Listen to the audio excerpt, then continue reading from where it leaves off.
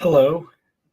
We're waiting for a few people to show up, but the big question is, and something I was curious about was, what did you guys think of the race? And to me, especially today's race, the second race, what did you guys think of everything that happened? It seemed like there was a lot going on. So, yeah, what did you guys think of that? And yeah, so if you guys have any questions or comments or thoughts on the race, I'd love to hear you guys on that. So, but I'm going to wait for a few people to get on. Add something. Oops.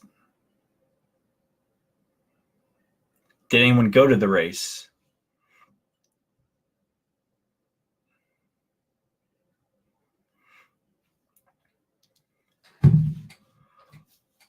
What did you guys think of Scott Dixon kind of, and I guess in a way, Joseph Newgarden having the ups and downs of this weekend? They both won the race. They also both wrecked. I mean, I guess Joseph Newgarden got it back out, but 19th wasn't much better than, I can't remember what Scott Dixon got, but it wasn't much better than that. So it's definitely an interesting weekend from that perspective.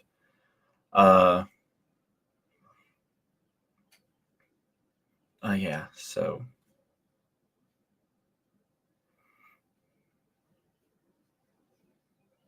really, Josh. First off, how are you doing this evening? And second off, how was the race? Was it good views? How was it being there?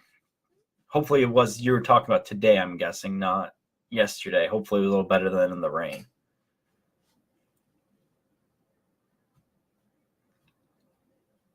Oh, for the 500. Well, how did that go? That was an amazing race too. Obviously Simon winning it, and he had a lot he did this week to get ready for this race. So I was surprised he did as well as he did. I think he finished sixth yesterday, and I think it was 17th today, which wasn't the best, but he wrecked. So, or was involved in a wreck.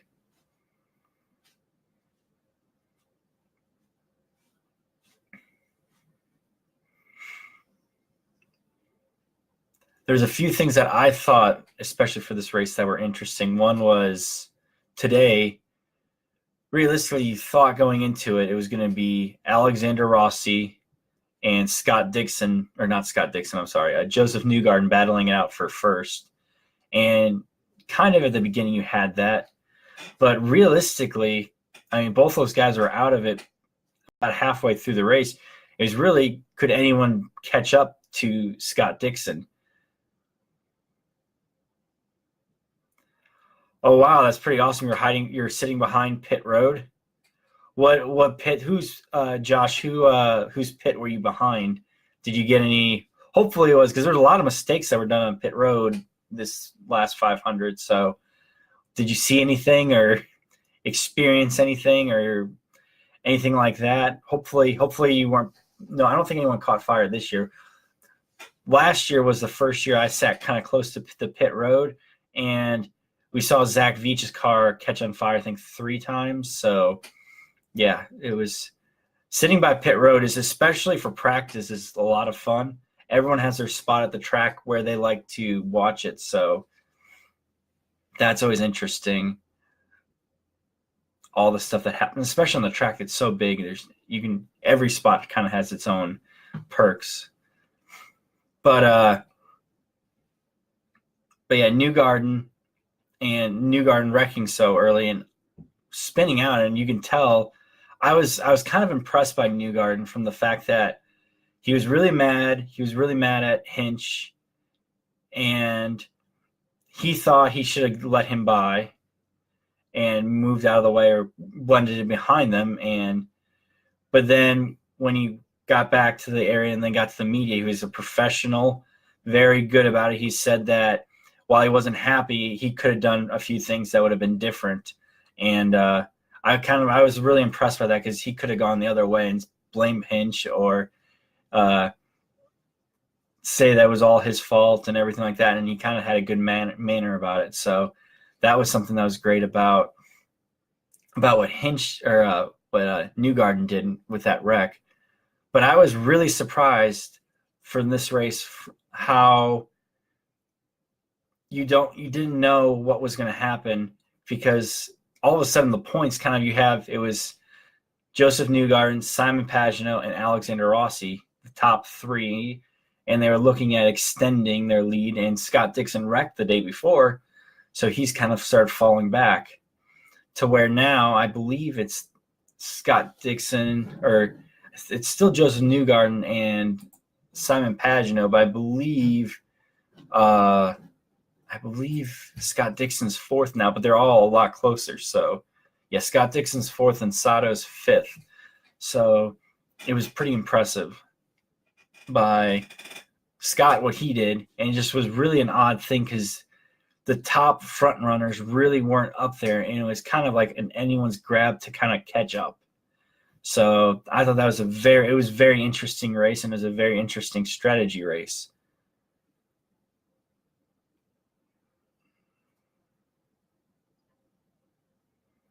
Oh, that's pretty awesome. So you had the silver badge, and you're right in front of what was it, Ericsson's spin. So that's pretty amazing for the 500.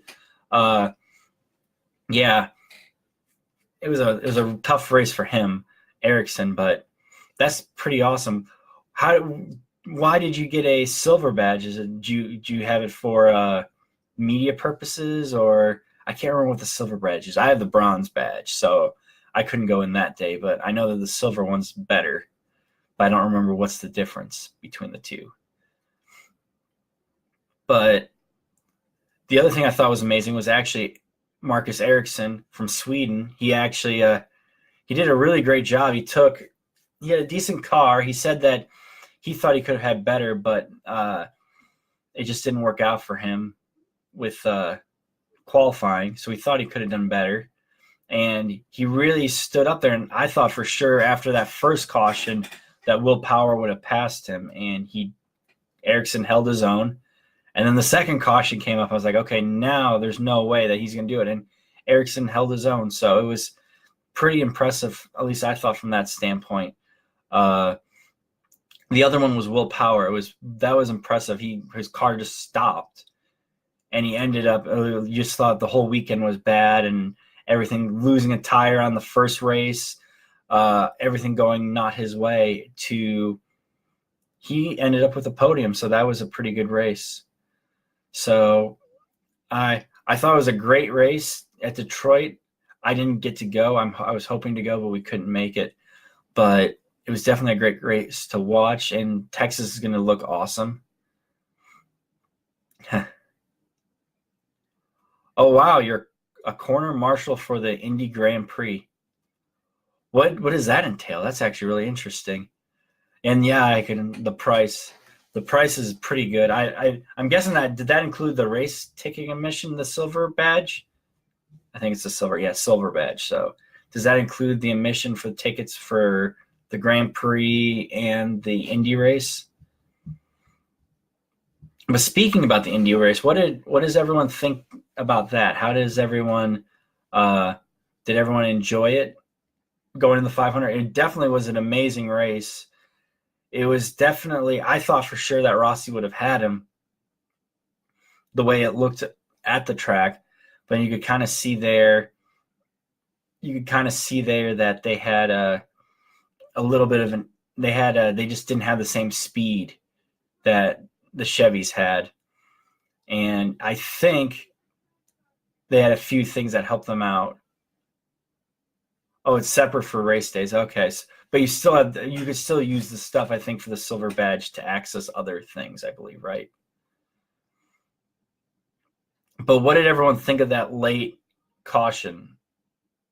That kind of, it went to a red flag, and then you had, I think it was like 6 or 7 laps after where they had more caution laps, and it kind of helped Penske out. And I don't know how I'm fine with it. It's just it's all part of racing. You can get upset, or I bet Rossi probably wasn't very happy about it, but I think it was just part of racing. And I don't know if there were cars they're worried about or other things, but it definitely I think definitely those extra caution laps helped Simon Pagenaud out. And another thing I thought was interesting was it was a hats off to the Menards team, because I think that's their first win at the Indy 500 after being here for, I think, at least 30 years, I think it said. So I thought that was an amazing run, and they did a fantastic job with the car. Yes, Josh, I thought that's what it was, is they were moving the cars to the back of the field. I didn't know. I thought that's what it was, and I was fine with it. Some people weren't happy about it. That's why I kind of brought it up, but I mean, it's all part of racing. Is sometimes the laps go your way. Other times you think you're going to get to race the last lap, and it turns out they put the green, white checkered out, or the yellow checkered or yellow, white, and it's just one lap to go. So yeah, the line getting straightened out. I didn't see that part. I think I could imagine that though, because I know that there were lap cars in the way, and they're trying to get the right order. That late wreck kind of jumbled up a few plans probably, but overall I thought it was a great race, and it was great to see Simon Pagenaud win it.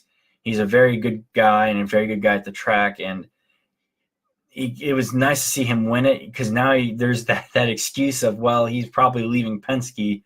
That's not going to happen. Penske's keeping Simon Pagenaud, so I don't think I didn't think that would have happened in the first place. They seem to work well together. I mean, every team has slumps. I mean, you can kind of see that with Will Power. He's kind of was in a slump. Maybe still is. It depends. He had a great race here, but every driver kind of goes through their ups and downs, and some just get bounced back quicker than others. So, but yeah, as of now, I think it's Joseph Newgarden leading by 15 points over Rossi, and hopefully we'll see a lot next week at Texas. We'll see a lot more passing. I think you're going to see Newgarden, Rossi, and Dixon kind of battling it out. All three are very good at Texas, and I see those guys kind of having the momentum going forward. But I could also see a driver who's good at other tracks do pretty well here as well. So,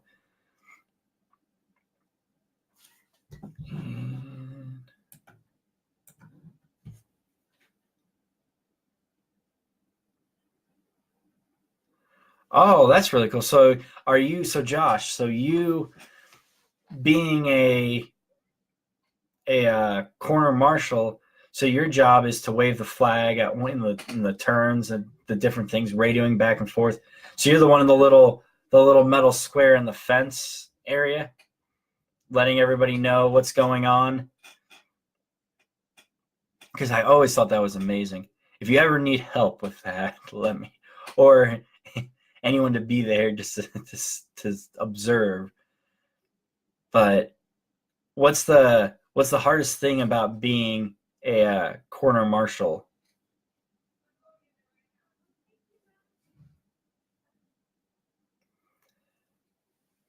But yeah, the Grand Prix was also a great race.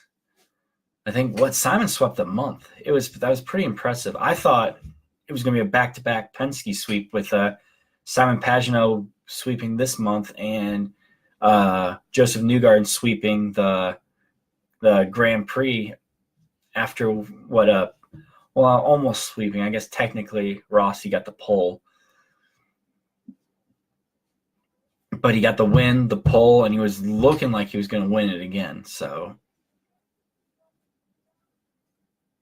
but yeah, that's really awesome. I did not know that's what they were called, the corner field marshal. I thought it was, I don't know what I thought it was. I thought it was something with timing and scoring, like the physically timing and scoring, but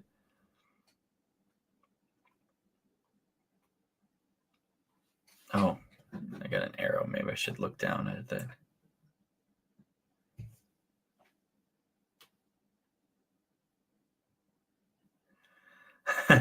All right, I'll definitely do that. Send it. Yeah. I can definitely do that, because that'd be kind of cool just to even just to see. That's kind of amazing. So if I don't notice the error, so there's a scroll bar here, so you have to kind of look at that. But on here, so you kind of miss stuff. But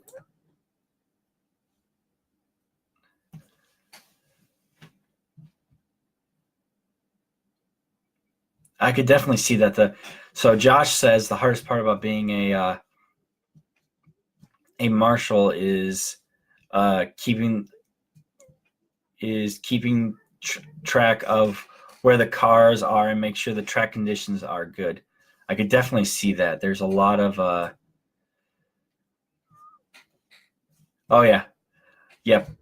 But I could definitely see that. Do you have to know which cars to wave? I think what the blue and red flag, or the blue and what is that?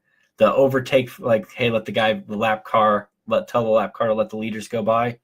You have to know which car is that, and is there a way of doing that? That's kind of really interesting.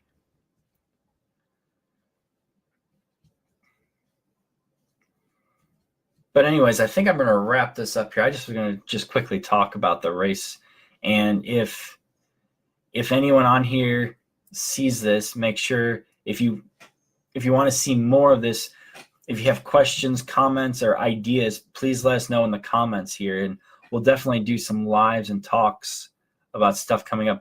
Maybe if Josh would want to, we could possibly even do an interview, because I think that's really interesting. The corner marshal for the Grand Prix, solid blue. Oh, really? I didn't. Why is it solid blue? Good night, Kurt. Did you enjoy the race? If you're still on.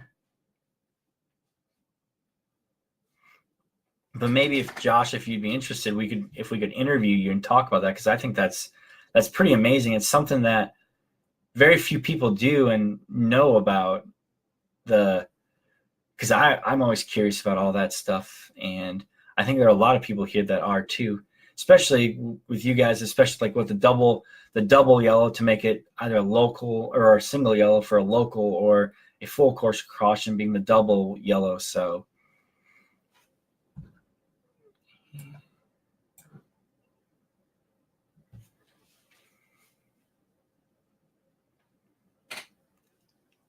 that's interesting. Race control keeps us updated on the top 3 and bottom 3. That's pretty impressive. I don't know. That would definitely be interested in a lot of fun. So Kurt, did you enjoy the 2 races? I thought it was a pretty good race. At least the second one. I missed the first one because I had an engagement during that time. But from what I heard, it was a good race, the first one. But yeah, awesome. I'll message you, Josh, after this, and we can work on something with that. So, yeah, well, definitely, because I think that'd be awesome to learn and hear, and how you even got involved with that. That's pretty amazing. So,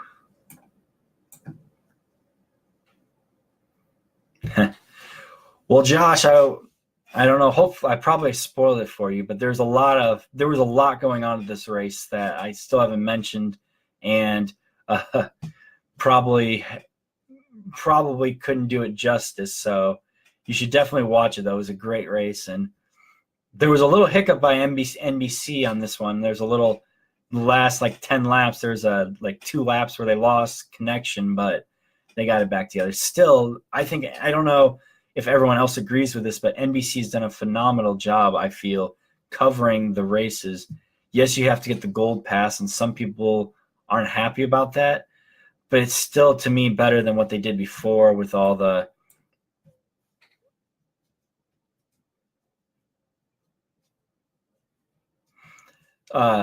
everyone would